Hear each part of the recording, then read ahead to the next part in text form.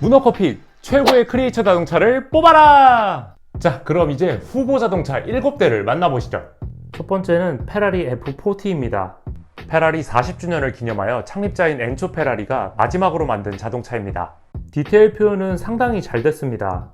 어느 각도에서 봐도 딱히 흠잡을 데가 없죠. 특히나 후드가 아주 특이하게 열립니다. 여기가 이제 이렇게 열리고 뒷부분도 이제 엔진을 보려면 열어야 하는데 여기는 이제 이렇게 드는 거예요. 이렇게 들고 여기에 막대가 있잖아요. 이 막대를 이용을 해서 이제 여기다 딱 거치시켜 놓을 수 있습니다. 그러면 이제 안쪽에 엔진을 볼 수가 있죠. 실제 자동차도 이렇게 후드가 열립니다. 이 디테일 중에서 제가 가장 마음에 드는 것이 바로 헤드램프입니다. 평소에는 숨어 있다가 사용할 때 위로 팝업되는 헤드램프를 가지고 있습니다. 그게 레고로도 구현이 되어 있습니다. 이제 여기를 이제 살짝 올리면은 까꿍 헤드램프가 올라옵니다. 실제 자동차처럼 잘 묘사되긴 했지만 아쉽게도 치명적인 단점이 있습니다. 자, 이거는 다른 차랑 같이 두면 바로 알 수 있습니다. 자, 한번 보세요.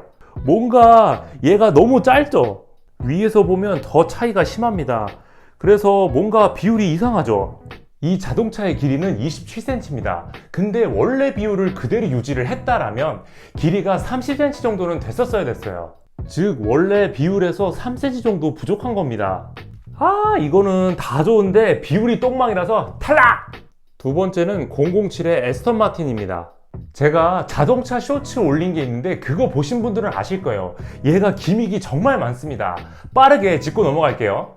후드, 도어, 트렁크가 있고 위장 번호판, 숨겨진 레이더와 전화기, 그리고 이 부분을 돌리면 방탄 실드가 촥!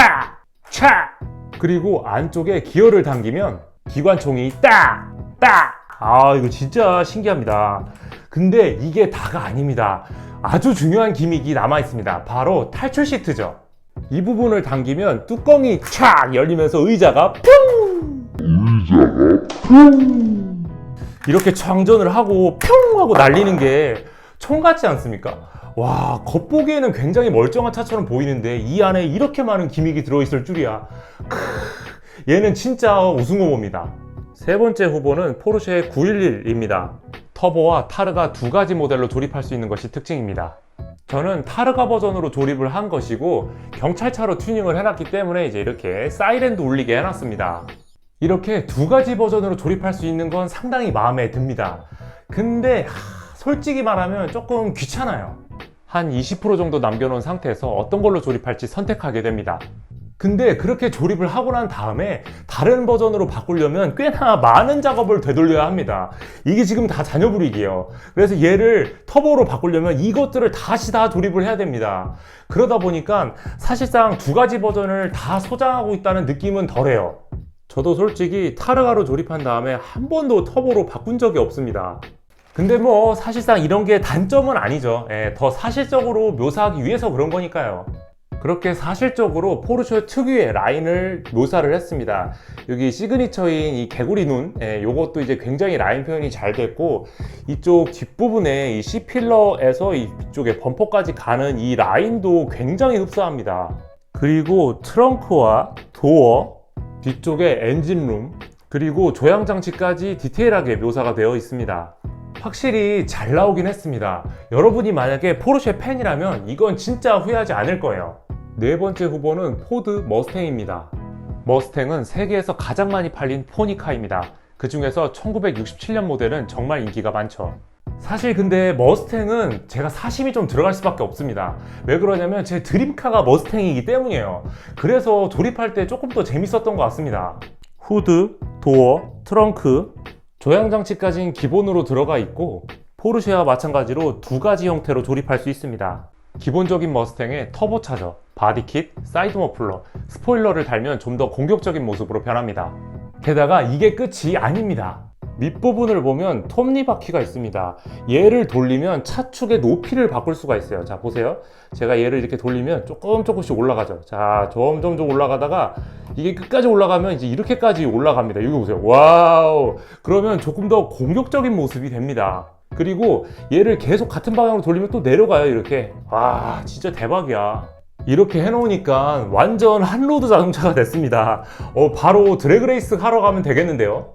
게다가 파츠를 분해하기가 쉽기 때문에 아까 그 포르쉐보다는 훨씬 더 커스텀이 쉽습니다. 역시 머스탱은 저를 실망시키지 않습니다. 얘도 강력한 우승 후보네요. 다섯 번째 후보는 쉐보레 카마로입니다. 머스탱이 인기를 끌자 쉐보레에서 출시한 포니카입니다. 근데 사실상 카마로는 머스탱의 헤리티지에 비빌 정도는 아니죠. 머스탱과 카마로는 가격이 똑같습니다. 그래서 구성이 상당히 비슷해요.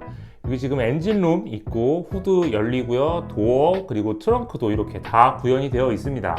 그리고 추가적으로 커스텀할 수 있는 파츠가 각각 들어 있습니다. 카마로는 컨버터블로 바꾸거나 줄무늬 색을 바꿀 수가 있죠. 저는 거기에 추가적으로 두 가지 색을 추가했습니다. 그래서 여러분도 블랙 카마로로 커스텀을 하고 싶다면 이제 추가 브릭을 구입을 하셔야 됩니다. 그게 없으면 이렇게 만들 수가 없어요. 여튼 카마로는 그게 끝입니다. 근데 머스탱은 뒤쪽 차축의 높이를 바꾸는 기믹이 있죠. 근데 카마로는 그런 기능이 없습니다. 그나마 차이점이라고 하면은 이 휠이 크롬이라는 것밖에 없을 것 같네요.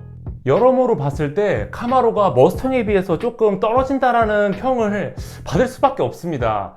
그래서 그런가 레고로도 별로 인기가 없었습니다. 여섯 번째 후보는 고스트버스터즈 엑토 1입니다.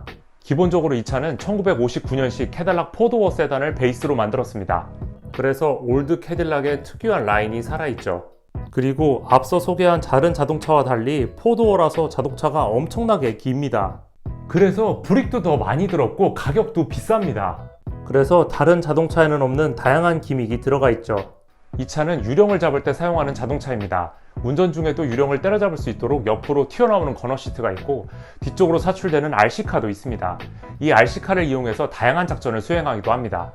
그 기믹이 레고에도 표현이 되어 있습니다. 먼저 이렇게 도어를 열고 반대쪽에 이 부분을 누르면 시트가 촥!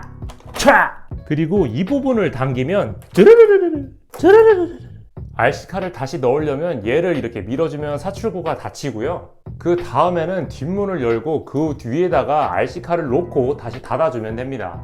제가 자동차를 이렇게 움직이면 이 위쪽에 있는 기계장치들이 움직입니다. 오, 완전 신기하죠?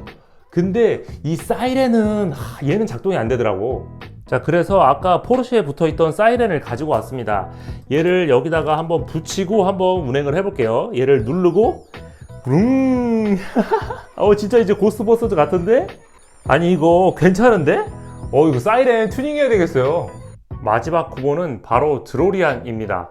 백투더퓨처에 나오는 타임머신이며 하늘을 날아다닙니다. 하늘을 날 때 바퀴가 접히는 것이 특징이죠. 레고에도 그 모습이 구현되어 있습니다. 제가 이 빨간색 레버를 조작하면 바퀴가 차!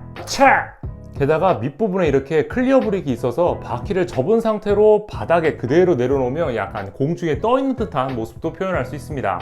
그리고 실내에는 타임머신 장치가 디테일하게 표현되어 있습니다. 이 위쪽 부분을 누르면 가운데 불도 들어옵니다. 그리고 이 자동차의 가장 큰 특징은 백투더퓨처 1, 2, 3에 나온 모든 타임머신을 표현할 수 있다는 것이죠. 게다가 자동차만 덜렁 있는 게 아니라 명패와 미니피규어도 들어있습니다.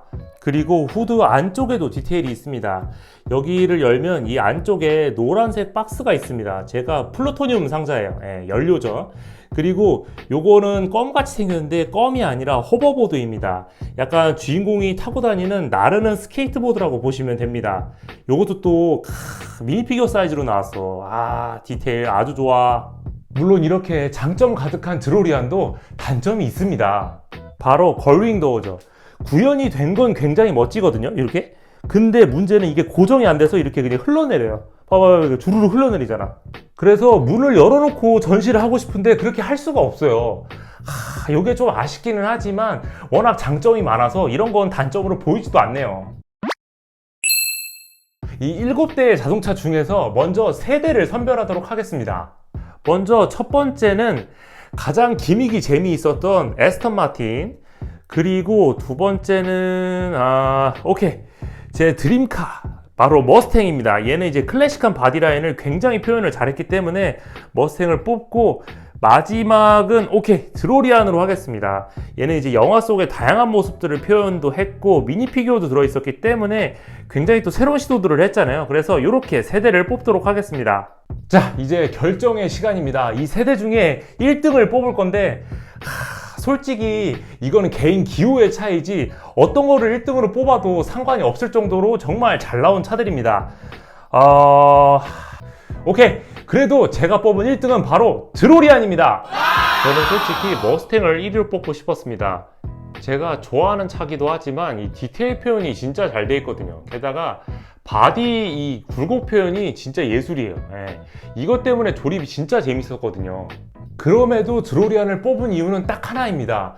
기존에 하지 않았던 새로운 시도를 했다는 것 때문이죠. 이 라이트 브릭이 사용된 것도 그렇고 명패에 미니 피규어도 들어있어서 확실히 기존과 다른 구성입니다.